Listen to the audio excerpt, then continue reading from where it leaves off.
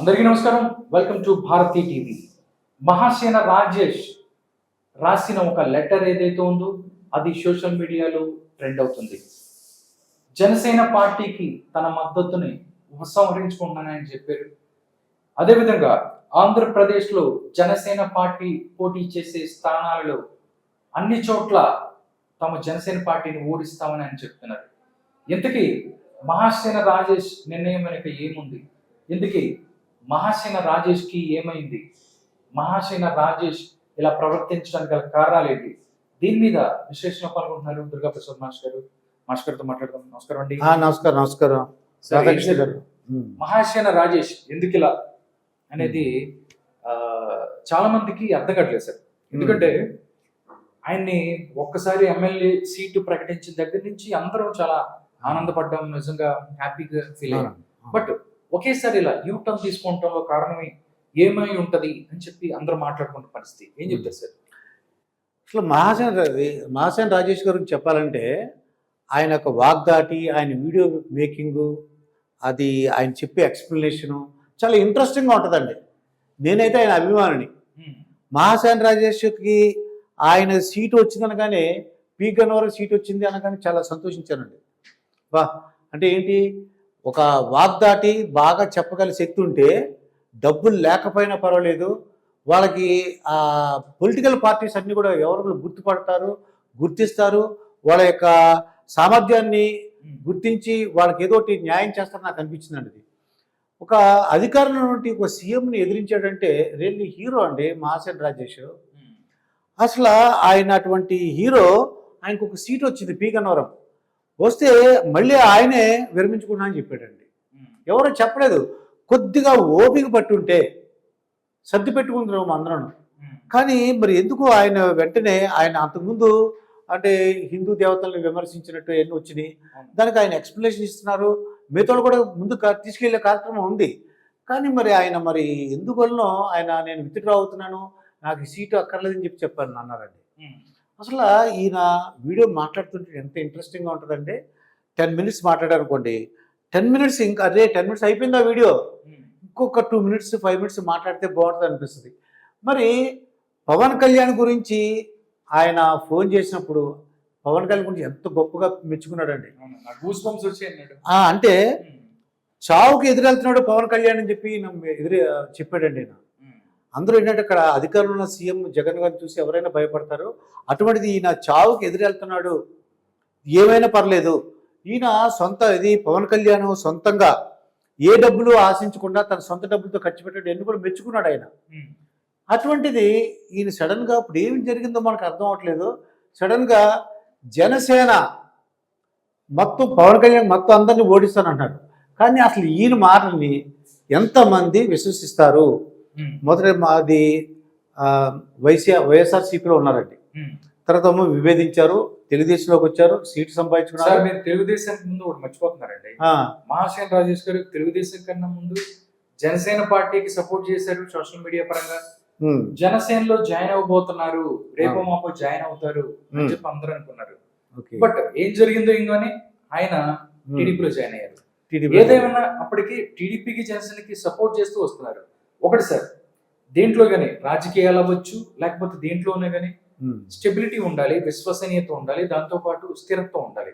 ఇప్పుడు రాజశేఖర రెడ్డి గారు లాంటి గొప్ప వ్యక్తి అండి. ఆయన ఎన్ని సంవత్సరాల నుంచి రాజకీయాల్లో ఉన్నప్పటికీ బట్ ఆయన ముఖ్యమంత్రి అవడానికి ఎంత టైం తీసుకున్నారండి, ఎన్ని కష్టాలు పడ్డారు, ఎన్ని అవమానాలు పడ్డారు. ఆయన అంత పడబట్టే ఒక సుస్థిరమైన ప్రభుత్వాన్ని కానీ సంక్షేమాలను అందించిన పేరు వచ్చింది. బట్ మళ్ళీ జగన్ కి అంత ఓపిక లేకుండా పోయింది.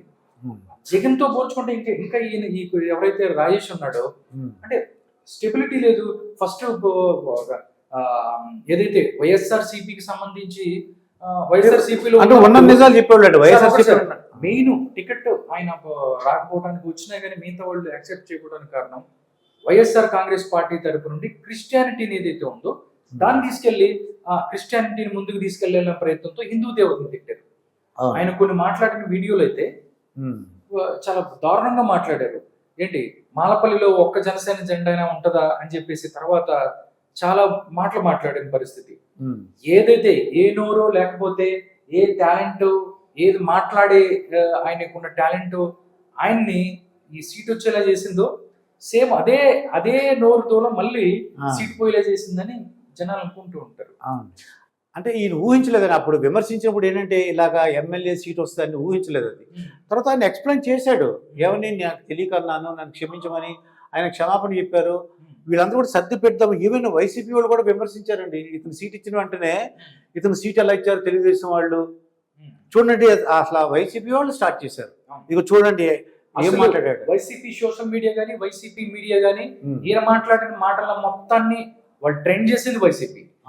ఇప్పుడు చూస్తే ఆయన లెటర్ చూడండి, లెటర్ ఒకసారి మీరు చూసుకున్నట్టయితే నేను ఒకసారి లెటర్ చూపిస్తాను సార్. అసలు కులం మతం పేరుతో అమాయకులపై దాడి చేసి ఎవరినైనా వ్యతిరేకిస్తున్నారు, ఎవరు చేశారు? అందరూ ఎలక్షన్స్ లో ఉన్నారు కదా, ఎవరికి వాళ్ళు. లెటర్ ఒకసారి పవన్ కళ్యాణ్ గారికి మా మద్దతు ఉపసంహరించుకుంటున్నాం, పవన్ కళ్యాణ్ గారితో పోలిస్తే మా వర్గాలకు జగన్ గారే బెటర్ అనిపిస్తుంది. ఏ రకంగా బెటర్ అనిపిస్తుంది అనేది ఆయనే చెప్పాలి. ఏ రకంగా కాదండి, పవన్ కళ్యాణ్ కోట్లు లక్షలు వదిలిపెట్టి ప్రజల కోసం ప్రజా జీవితంలోకి వచ్చారు. జగన్మోహన్ రెడ్డి గారు చూస్తే ఆయన మీద కేసులు ఉన్నాయి, ఎన్ని డబ్బులు కొలగొట్టారు, నువ్వే మాట్లాడావు, నువ్వు ఎన్ని కోట్లు తీసుకున్నావు అని చెప్పి ఆయన మాట్లాడిన పరిస్థితి. దాంతో పాటు ఎలా జగన్ గారు బెటర్ అనిపిస్తుంది అనేది మహాశయ రాజేష్ గారు చెప్పాల్సిన పరిస్థితి.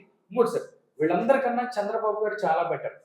కులం మతం పేరుతో అమాయకులపై దాడి చేసే వాళ్ళు ఎవరైనా సరే వారికి వ్యతిరేకంగా పోరాడమని అంబేద్కర్ గారు చెప్పారు. కరెక్టే సార్. రాధాకృష్ణ గారు, కులం మతం పేరుతో అమాయకులపై దాడి జరిగితే ఏ పార్టీ వారైనా స్పందిస్తారు. కాదండి, పోలీస్ వ్యవస్థ ఏం చేస్తుంది? లేకపోతే డైరెక్ట్ గా మాస్టర్ రాజేష్ ఒక్కడే స్పందించాల్సిన పోలీసు ఉంది, లేకపోతే చట్ట ప్రకారం చర్యలు తీసుకుంటారు కదా.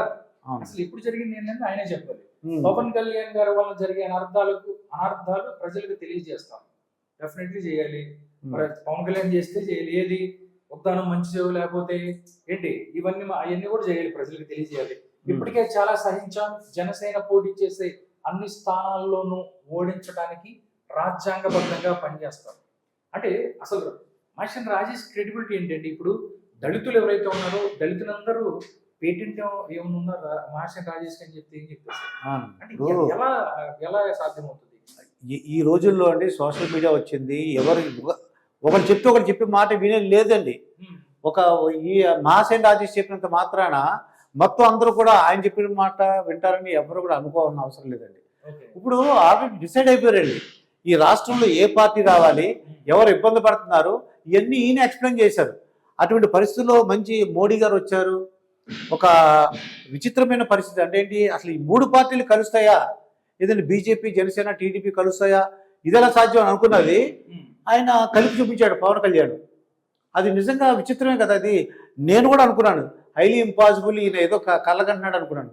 అయితే మరి ఈయన పవన్ కళ్యాణ్ కాకుండా అందరూ జన సైనికుల్ని ఓడిస్తా అంటే అభ్యర్థులు అది అవుతుందా లేదా అన్నది ప్రజలందరూ నిర్ణయిస్తారు. ఎవరైనా సరే మహాసేన్ రాజేష్ మంచి చెప్తే వింటారు, కానీ ఆయన చెప్పిన ప్రతి విషయాన్ని నేను విన్నాను నేను అనుకున్నాను. ఓకే, ఇంకొకటి చాలా చెప్పారండి, అంటే వాళ్ళకి ఎందుకు ఆయన ఛాన్స్ చేసాడు. ఇంకా మాకు రాజకీయాలు పదవులు ముఖ్యం కాదు, అన్యాయానికి గురవుతున్న ప్రజల తరపున పోరాటమే మాకు ఇష్టం, పదవులు అధికారం కావాలనుకుంటే జగన్ గారితోనే ఉండేవాళ్ళం. మారిపోయిందండి. జగన్ గారు పైన ఉన్న నాయకుల్లో నిలకడ లేనప్పుడు మేము కూడా నిలకడగా ఉండలేము. ఇప్పుడు ఎవరు నిలకడగా లేదు అనేది డైరెక్ట్ గా ఇలా డొంక తిరుగుడు కాకుండా డైరెక్ట్ గా ఒక వీడియో పెడితే బాగుంటది. మాస్టర్ రాజేష్ గారు వీళ్ళు పవన్ కళ్యాణ్ ఇలా చేశాడు కాబట్టి నేను ఇలా అంటున్నాను అని చెప్తే బాగుంటది, లేదా చంద్రబాబు నాయుడు ఇలా చేస్తే బాగుంటది. కానీ చాలా మంది సార్ ఇతని గురించి తెలిసిన వాళ్ళు చాలా మంది కూడా మాట్లాడుకుంటున్న పరిస్థితి. ఎలక్షన్ సాఫీగా ఇంకొక 4-5 రోజుల టైం ఉంది, దాంట్లో ఇలాంటి తిరగాసి ఏదో పెట్టి వచ్చాడంటే డెఫినెట్లీ వైసీపీ నుంచో లేకపోతే ఇంకొక దాని నుంచో వాళ్ళే మాట్లాడిస్తున్నారు అన్న పరిస్థితి. అలాంటి అవకాశం ఉందంటారా? యాక్చువల్గా ఇది ఏంటంటే ఈయన మాటలు నమ్మి ఎంతో మంది తెలుగుదేశం అలాగే జనసేన పార్టీకి మారిపోయిన ఉన్నారండి. ఈయన మాటలు నమ్మి వీడియోలు అవన్నీ చేసి ఇప్పుడు మరి ఈయన ఇలా చెప్పారంటే వింటారా లేనది మీరు చెప్పచ్చు. కానీ మీరు నిజంగా అది ఏంటంటే ఆయన వైసీపీ ఏమేమి చేశారు, ఏ విధంగా ఇబ్బంది పెట్టారు, పవన్ కళ్యాణ్ ఎంత గొప్పోడు, ఆయన ఫోన్ చేస్తే ఏనా ఇలా అన్న ఆ వ్యక్తి అదే నోటితో మళ్ళీ ఎందుకు చెప్తున్నాడు అంటే నమ్మరు కదా అనేది ఒకసారి ఆలోచించాలి. ఓకే, ఈయన ఎందుకు ఇలా చెప్తున్నాడు సార్? ఒకటి సార్, రాజకీయాల్లో వచ్చు మిగతా స్వలాభాలు ఇవన్నీ ఉండకూడదు. మేబీ స్టెబిలిటీ ఉండాలి కదండి. ఇప్పుడు ఒక రకంగా మాట్లాడి గత 5 సంవత్సరాల్లో ఎన్నిసార్లు ఎన్ని రకాలు మాట్లాడాడు. ఒకసారి టీడీపీ అంటాడు, జనసేన అంటాడు, లేకపోతే వైఎస్ఆర్ కాంగ్రెస్ పార్టీ అంటాడు. నిజంగా సాఫీగా సాగిపోతున్నాయి, ఎలక్షన్స్ దగ్గరికి వెళ్తున్నా ఉంది, ఇది ఒక ట్విస్ట్ లాగా అనుకోవచ్చు. మొత్తం స్టేట్ అంతా కూడా ఎవరు ఆ, గెలవబోతున్నారు, ఎవరు క్లీన్ స్వీప్ చేయబోతున్నారు.